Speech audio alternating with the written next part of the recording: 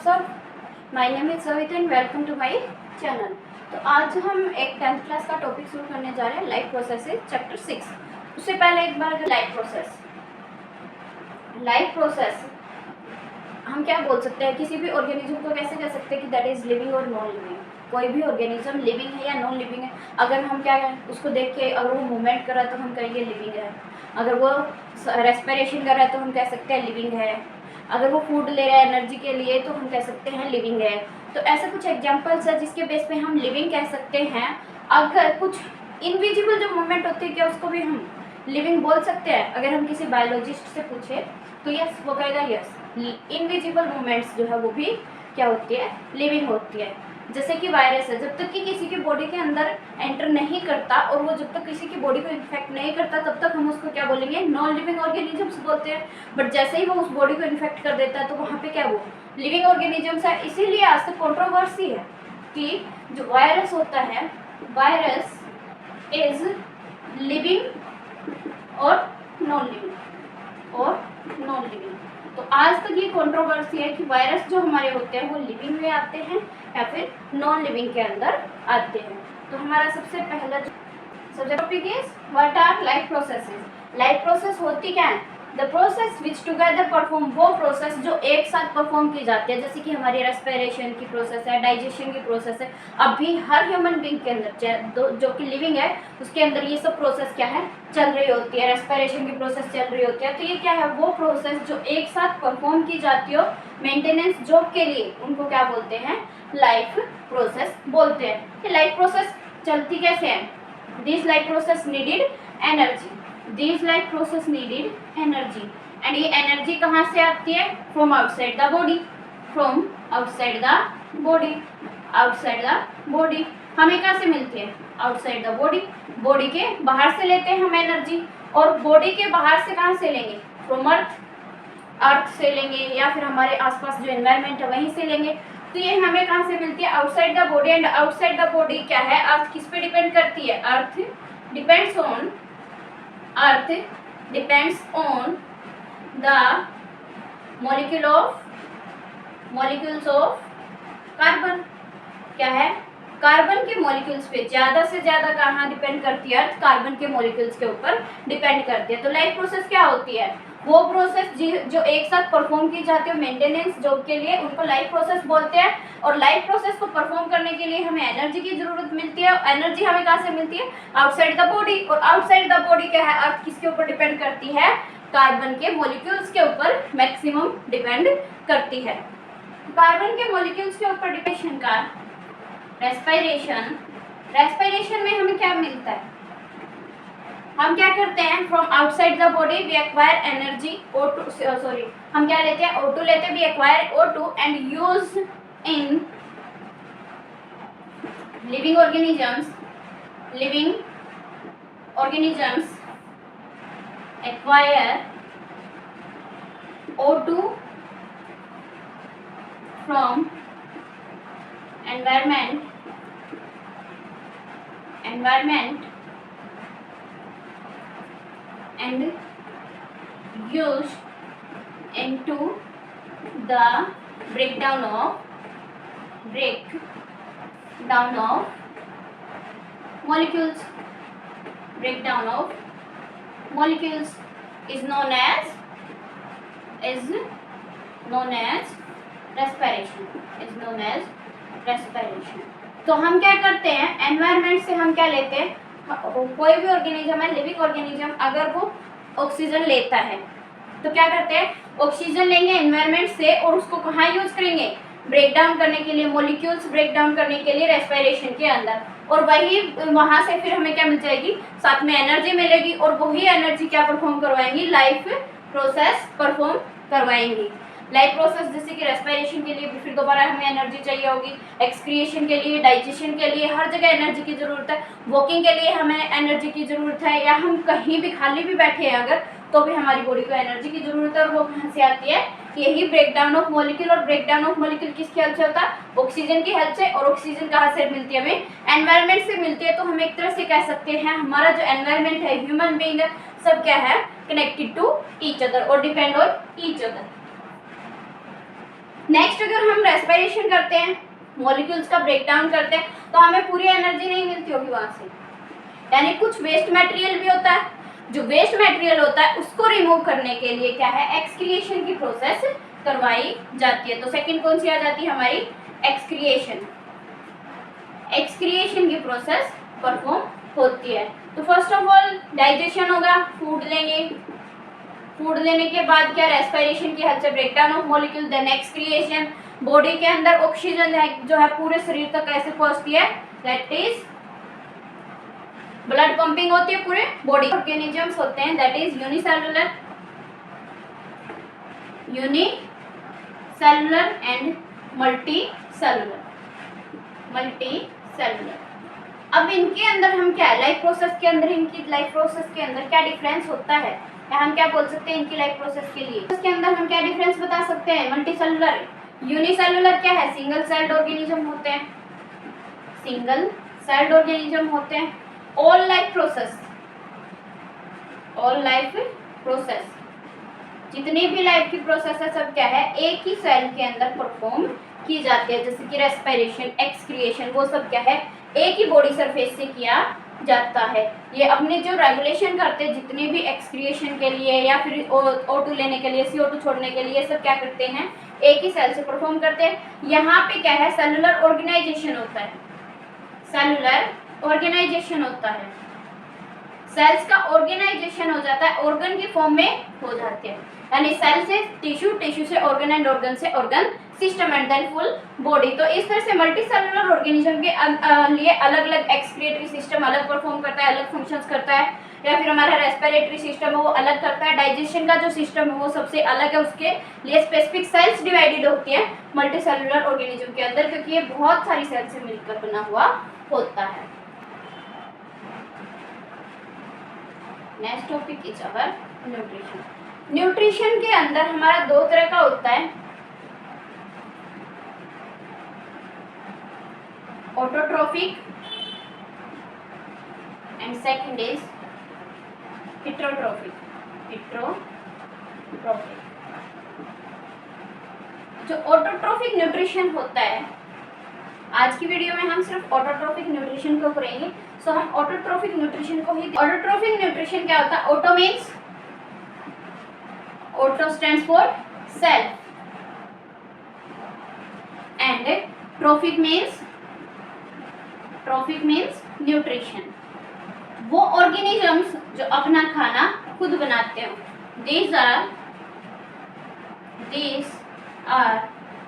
the organisms who prepare their own food from complex organic substances like CO2, sunlight,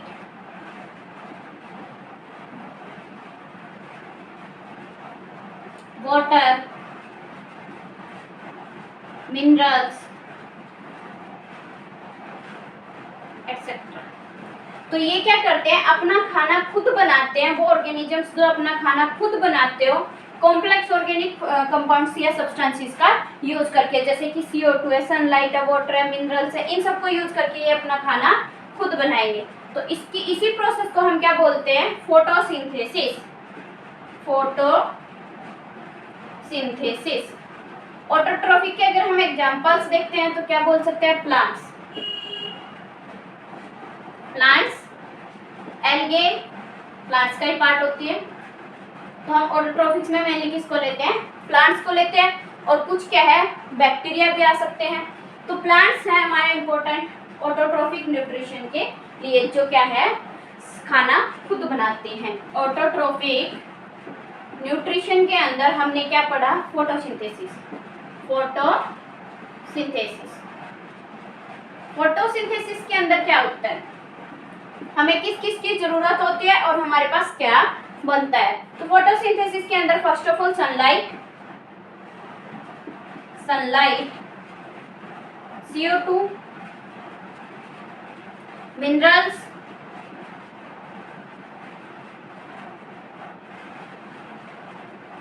water, इन सब की जरूरत होती है, ये सब्सटेंसेस होते हैं। तो सनलाइट जो है इसके अंदर क्या प्रेजेंट होता है, प्लांट्स के अंदर, और उनकी जो लीव्स होती है उसके अंदर क्या प्रेजेंट होता है, क्लोरोफिल प्रेजेंट होता है, क्लोरोफिल प्रेजेंट होता है। यही क्लोरोफिल लीफ के अंदर एंड ग्रीन स्टेम के अंदर भी प्रेजेंट हो सकता है। तो यही क्लोरोफिल क्या है, सनलाइट को ऑब्जर्व करने का काम करता है, सनलाइट को ऑब्जर्व करने का काम करता है। नेक्स्ट हमारी CO2 कहाँ प्रेजेंट होती है, एनवायरनमेंट के अंदर प्रेजेंट होती है। मिनरल्स और वाटर का हमारा अर्थ के अंदर प्रेजेंट होता है, और उसको क्या कौन ऑब्जर्व करके देखता है, रूट्स ऑब्जर्व करके वहां तक पहुंच जाती हैं। तो इस तरह से इन चीजों plus H2O, chlorophyll plus sunlight change कहाँ हो जाती है, C6H12O6 प्लस 6O2 प्लस हमें और क्या मिलता है, प्लस एनर्जी मिलती है। तो हम क्या कह सकते हैं, तो हमारी ये क्या है, 6CO2 12H2 chlorophyll and sunlight के प्रेजेंस में किसमें चेंज हो जाती है, कोई भी ग्लूकोज मॉलिक्यूल बन जाता है कार्बन का एक, और plus 6O2 and 6H2 plus energy. तो यहाँ से इनके क्या मिल जाती है, एनर्जी मिल जाती है। तो ये जो प्रोसेस है इसके लिए सबसे पहले क्लोरोफिल क्या करता है, ऑब्जॉर्ब करता है, absorb sunlight and then change into, और इसी को किसके अंदर, केमिकल एनर्जी के अंदर बदल देता है, केमिकल एनर्जी के अंदर चेंज कर देता है। तो ये सब क्या है, चेंज इनटू केमिकल एनर्जी। तो ये क्या है, फोटोसिंथेसिस की प्रोसेस होती है। अब जो CO2 है उसको कैसे लेता है, प्लांट एनवायरनमेंट से CO2 को अपने अंदर कैसे लेता है, यहाँ पे ये क्वेश्चन आ जाता है। उसने ऑटोट्रोफिक न्यूट्रिशन के अंदर फोटोसिंथेसिस कर लिया, फोटोसिंथेसिस के लिए उसने CO2 लिया, H2O लिया, H2O रूट ने पहुंचा दिया, हमें पता चल गया। क्लोरोफिल कहाँ से, सनलाइट से ऑब्जॉर्ब हो गया, और क्लोरोफिल क्या है, सनलाइट को ऑब्जॉर्ब कर लेता है, तो वहां से इसको सनलाइट भी मिल गया। बट हमारा जो CO2 है वो कैसे लेता है प्लांट, उसको कैसे ऑब्जॉर्ब, फॉर CO2 ऑब्जॉर्प्शन और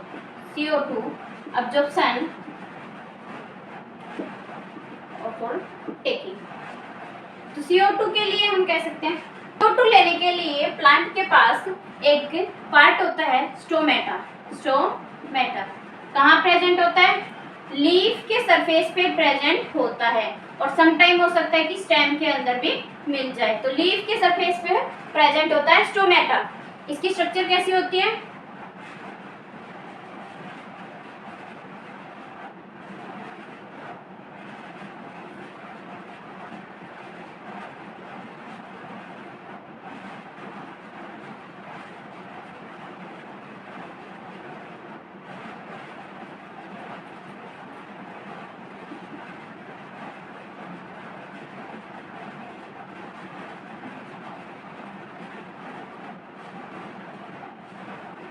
इसको हम क्या बोलेंगे,